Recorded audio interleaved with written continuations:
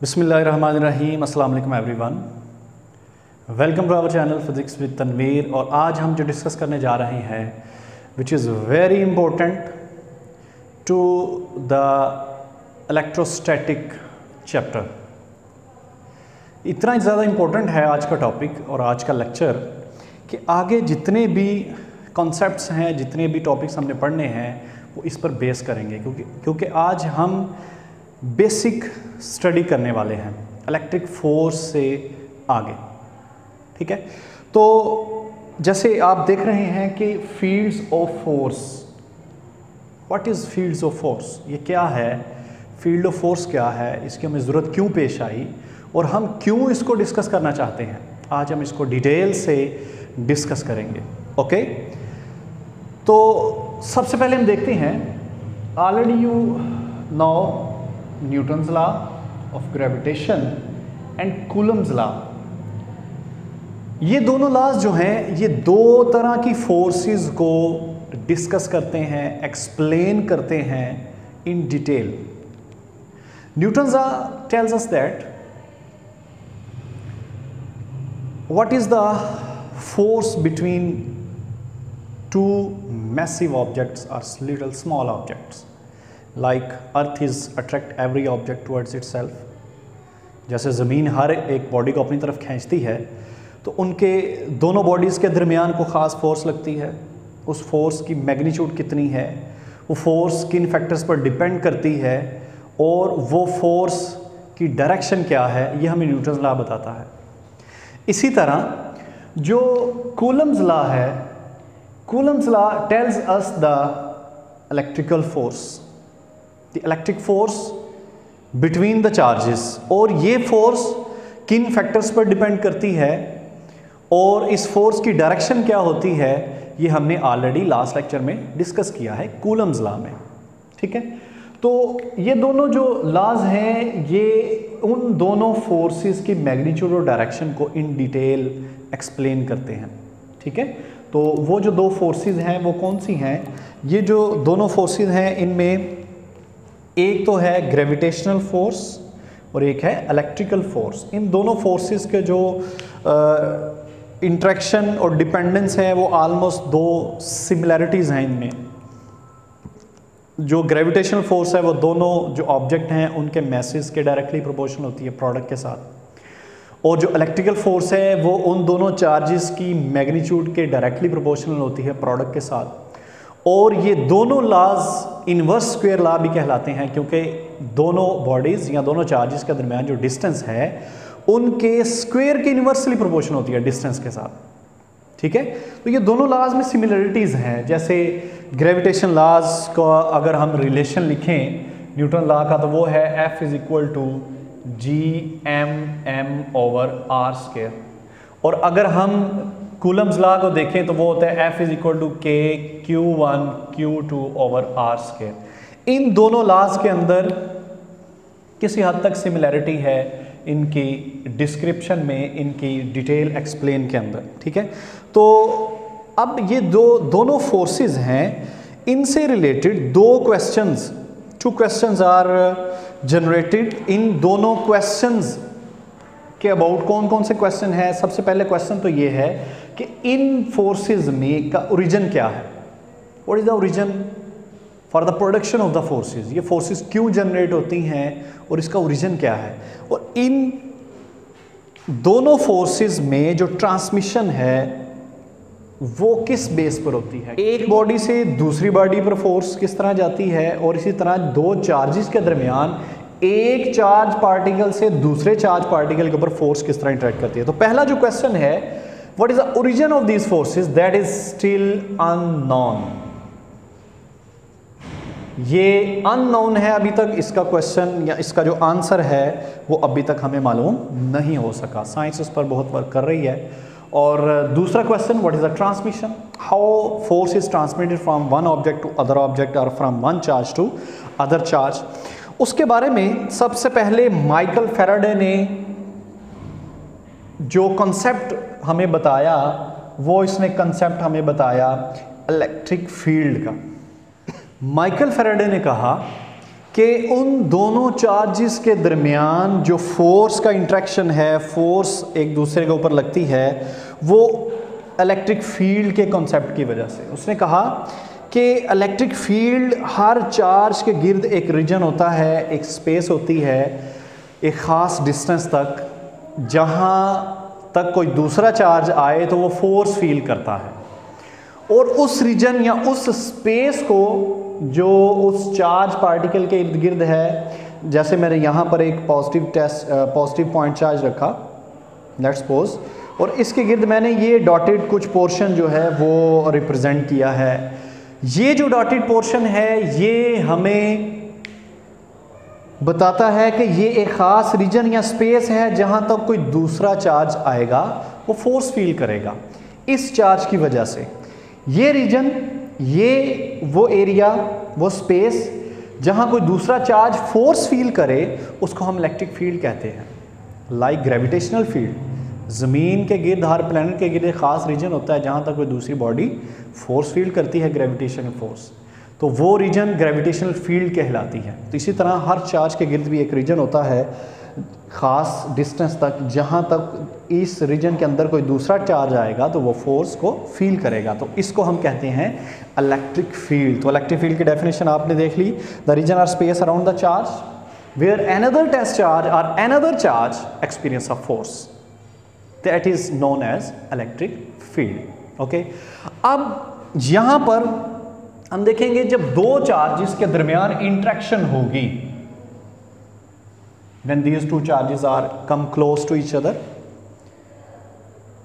one charge are moving or enter into the field of the other charge, then they feel a force।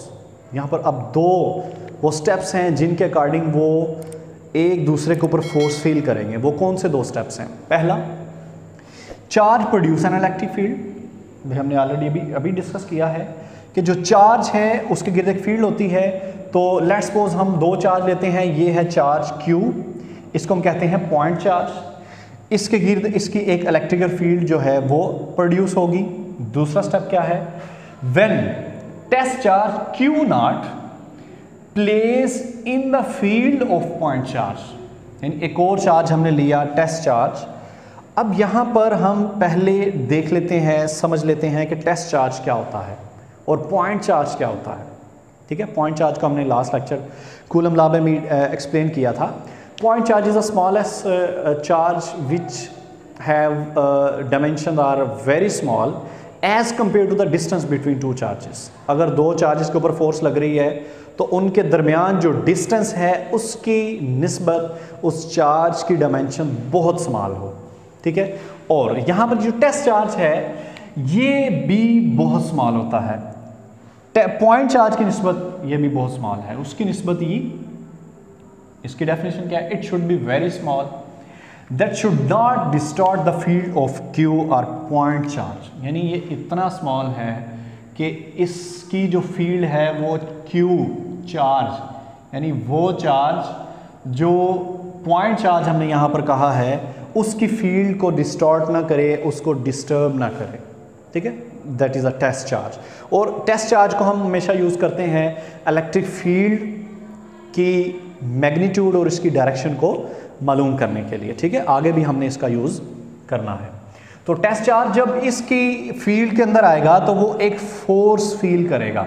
यहाँ मैंने जैसे लिखा, when test charge Q naught place in the field of the point charge Q, then produce electric force, then the electric force is produced and this electric force is feel by the test charge Q naught।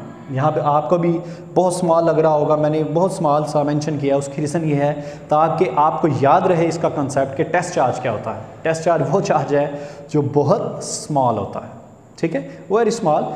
We check the field, हम इससे field को check करते हैं, उसकी direction भी मालूम करते हैं, इसको हम इसलिए यूज़ करते हैं। ठीक है, नेक्स्ट टॉपिक में भी हम इसको डिटेल से डिस्कस करेंगे। अब वो टेस्ट चार्ज के पॉइंट चार्ज जिसको हम सोर्स चार्ज भी बोलते हैं। ठीक है, सोर्स चार्ज की फील्ड के अंदर जब टेस्ट चार्ज आएगा तो वो ये फोर्स फील करेगा।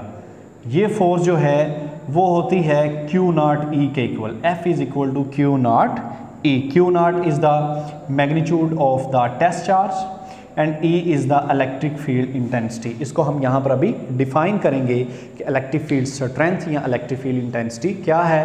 पहले हम इलेक्ट्रिक फील्ड का जो फार्मूला है वो ड्राइव कर लेते हैं। इसी फार्मूले से हम यहाँ पर फाइंड आउट करते हैं कि इलेक्ट्रिक फील्ड है, यहाँ से मालूम करें तो Q नॉट इधर जाके डिवाइड हो जाएगा तो F ओवर Q नॉट आ जाएगा। यहाँ से इलेक्ट्रिक फील्ड की या इलेक्ट्रिक फील्ड जो इंटेंसिटी है या इलेक्ट्रिक फील्ड जो स्ट्रेंथ है उसके यूनिट भी आ जाते हैं हमारे पास। उसके यूनिट क्या हैं, फोर्स के होते हैं न्यूटन और चार्ज के कूलम, तो न्यूटन पर coulomb is the unit of the electric field strength और इलेक्ट्रिक फील्ड इंटेंसिटी। ठीक है, coulomb force, this is the coulomb force और इलेक्ट्रिक फोर्स, ये हमने इसका रिलेशन लास्ट टॉपिक में डिस्कस किया था, वो ये होता है 1/4 pi epsilon naught Q and Q not over R square. वहां पर हमने यूज किया था Q1 एंड Q2। ठीक है, तो यहां पर हमने Q और Q नॉट इसलिए यूज किया क्योंकि यहां पर हमने दो चार्जेस जो यूज किए हैं उनके मैग्नीट्यूड, एक की Q है जो कि पॉइंट चार्ज है और एक की मैग्नीट्यूड Q नॉट है। ये जो वैल्यू है ये यहाँ पर हम जब इसमें पुट करते हैं तो ये Q नॉट से कैंसिल हो जाता है और ये हमारे पास इलेक्ट्रिक फील्ड इंटेंसिटी की इक्वेशन या उसका फार्मूला हमारे पास आ जाता है। ठीक है, इसको अगर वेक्टर फॉर्म में लिखें तो वेक्टर फॉर्म में साथ में फिर इसका यूनिट वेक्टर आ जाएगा। ठीक है, और ये वेक्टर क्वांटिटी है, उसकी क्या रीज़न है, यहाँ पर देखें अगर फोर्स वेक्टर क्वांटिटी है तो इलेक्ट्रिक फील्ड इंटेंसिटी भी एक वेक्टर क्वांटिटी है और जो डायरेक्शन फोर्स की होगी जिस पॉइंट के ऊपर, उस पॉइंट पर इलेक्ट्रिक फील्ड इंटेंसिटी की भी वही, इलेक्ट्रिक फील्ड की भी वही डायरेक्शन होगी। ठीक है, तो यहाँ पर हमारे पास ये फार्मूला आ गया, E is equal 1/4 pi epsilon naught Q over R square. In vector form there is a unit vector. और यहाँ पर अब इसका कंक्लूजन ये है कि ये इलेक्ट्रिक फील्ड इंटेंसिटी चार्ज के डायरेक्टली प्रोपोर्शनल है, एक चार्ज के। और ये कौन सा चार्ज है, ये पॉइंट चार्ज या वो सोर्स चार्ज जो हमने पहले अभी डिस्कस किया कि ये सोर्स जो चार्ज हम यूज़ करते हैं उसकी मैग्नीट्यूड के ऊपर इलेक्ट्रिक फील्ड इंटेंसिटी जो है वो डिपेंड करती है। अगर चार्ज की मैग्नीट्यूड ज़्यादा होगी तो उसकी वजह से उसके गिर्द जो इलेक्ट्रिक फील्ड इंटेंसिटी की वैल्यू होगी वो भी ज़्यादा होगी। ठीक है, और यही electric field intensity inverse square law भी ये भी होल्ड करती है कि R स्क्वायर के इनवर्सली प्रोपोर्शनल है। ठीक है, इसको हम ऐसे भी डिस्कस कर सकते हैं, ऐसे भी पढ़ सकते हैं कि E is proportional to 1/R square या directly proportional to 1/R square, या हम कह सकते हैं E is directly proportional to 1/R square, और इसके अलावा हम कह सकते हैं E is inversely proportional to R square. ठीक है जी, इसके बाद हम यहाँ पर अब डिफाइन करेंगे कि इलेक्ट्रिक फील्ड जो स्ट्रेंथ है वो क्या है या इलेक्ट्रिक फील्ड इंटेंसिटी क्या है। इलेक्ट्रिक फील्ड स्ट्रेंथ, अगर हम ये फार्मूला इसका देखें तो इस फार्मूले के according E is equal to F over Q naught. This is the relation, that is the force per unit charge, यानी वो जो चार्ज है Q naught that is a test charge, वो इस सोर्स चार्ज की वजह से यहां पर कितनी फोर्स फील कर रहा है। अंडरस्टूड है, ये दोनों पॉजिटिव चार्ज मैंने लिए हैं तो रिपल्शन की फोर्स होगी और फोर्स की डायरेक्शन जो चार्ज के ऊपर लगेगी वो इस डायरेक्शन में लगेगी, और ये फोर्स टेस्ट चार्ज कितनी फील कर रहा है, that is electric field intensity. अब ये डिफरेंट पॉइंट्स के ऊपर डिफरेंट हो सकती है। ये लेट्स सपोज पॉइंट है A, ये है पॉइंट B, ये मैंने पॉइंट लिया C, और ये बिल्कुल करीब इसके पॉइंट है D। ये जो चारों पॉइंट्स हैं इन चारों के ऊपर इलेक्ट्रिक फील्ड इंटेंसिटी की वैल्यू सेम नहीं होगी, वो डिफरेंट होगी। अगर हम ये फार्मूला देखें तो हमने जैसे यहाँ पर कहा कि चार्ज के डायरेक्टली प्रोपोर्शनल है। अब देखें यहाँ पर हमने जो चार्ज सोर्स चार्ज यूज़ कर ली है वो तो एक फिक्स कर लिया हमने एक एक्सपेरिमेंट के लिए, तो इसका मतलब वहाँ एक लम्हे के लिए ये जो इस सेटअप सिस्टम के लिए Q कांस्टेंट हो गया। ठीक है, लेकिन इसके अंदर डिफरेंट पॉइंट्स के ऊपर R डिफरेंट है, इसका यहाँ से R डिफरेंट होगा, A का डिस्टेंस और होगा, C का और होगा, B का और होगा, तो इस लिहाज से जो इलेक्ट्रिक फील्ड इंटेंसिटी या वो फोर्स जो चार्ज क्यू नॉट या टेस्ट चार्ज फील करेगा वो डिफरेंट होगी चारों पॉइंट्स के ऊपर, ठीक है, डिस्टेंस के डिफरेंस की वजह से, ठीक है। तो इलेक्ट्रिक फील्ड इंटेंसिटी आपको समझ आ चुका होगा कि simple this is the force per unit charge, that is a test charge, ठीक हो गया। तो अब यहाँ पर इससे रिलेटेड जो एमसीक्यूज आ सकते हैं, मोस्टली इस टॉपिक में से जो एमसीक्यू आता है वो इसका यूनिट से रिलेटेड आता है। तो what is the unit of electric field intensity, ठीक है, what is the unit of electric field strength, दोनों सेम ही है तो न्यूटन पर कूलम, ठीक है। तो अब यहाँ पर इलेक्ट्रिक फील्ड इंटेंसिटी और इसके यूनिट से अलावा और भी एमसीक्यूज आ सकते हैं, जैसे if the distance between the point charge and test charge is half, then what is the effect on the electric field intensity, उस पर क्या इफेक्ट पड़ेगा अगर हम वो डिस्टेंस जो है वो हाफ कर दें, ठीक है। तो इसको आपने देखना है क्योंकि हमने अभी डिस्कस किया है कि डिस्टेंस का क्या इफेक्ट है या क्या रिलेशन है इलेक्ट्रिक फील्ड इंटेंसिटी के साथ। तो इस तरह के एमसीक्यूज, ये इंपॉर्टेंट एमसीक्यूज है जो पास पेपर्स में आए हुए हैं। तो ये था हमारा आज का लेक्चर। तो स्टूडेंट्स, अगर इस लेक्चर से रिलेटेड अगर आपने कोई क्वेश्चन पूछना हो, अगर आपको समझ ना आई हो तो आप कमेंट्स में पूछ सकते हैं। थैंक यू सो मच, अल्लाह हाफिज़, गुड बाय।